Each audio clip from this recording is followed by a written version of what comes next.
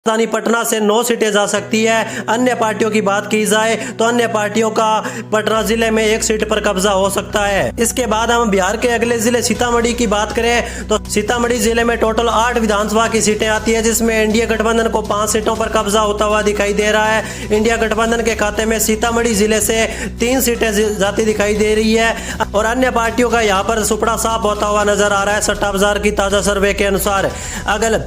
तो चलिए अगले जिले की बात करते हैं। बिहार का अगला जिला शिवर जिले में केवल 1 विधानसभा सीट है और शिवर की विधानसभा सीट आरजेडी और कांग्रेस गठबंधन इंडिया के खाते में जा सकती है। इसी के साथ अगले जिले की बात की जाए तो बिहार का अगला जिला आता है सारण।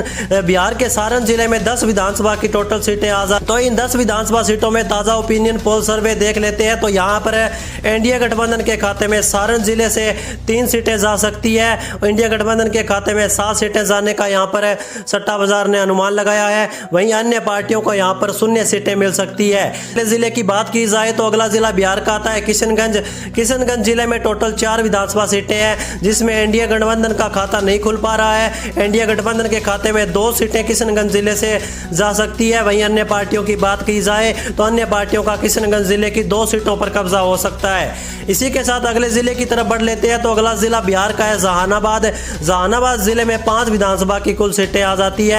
तो इन 5 सीटों में से इंडिया गठबंधन के खाते में 1 सीट जाती दिखाई दे रही है। इंडिया गठबंधन के खाते में 3 सीटें जा सकती है सट्टा बाजार की ताजा सर्वे के अनुसार। अन्य पार्टियों को 1 सीट जहानाबाद से मिल सकती है।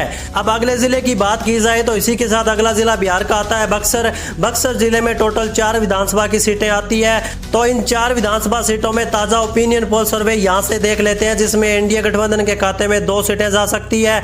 इंडिया गठबंधन का भी बक्सर जिले की 2 सीटों पर कब्जा हो सकता है। अन्य पार्टियों का यहां पर सुपड़ा साफ हो चुका है सट्टा बाजार की ताजा सर्वे के अनुसार। अगले जिले की बात करें तो इसी के साथ अगला जिला बिहार का आता है अरवल जिले में 2 विधानसभा सीटें हैं और यहां पर इंडिया गठबंधन क्लीन स्वीप करने का अनुमान है। तो चलिए आगे बढ़ते हैं। अगला जिला लखीसराय जिले में भी 2 विधानसभा सीटें हैं। लखीसराय की दोनों सीटें इंडिया गठबंधन के खाते में जा सकती है।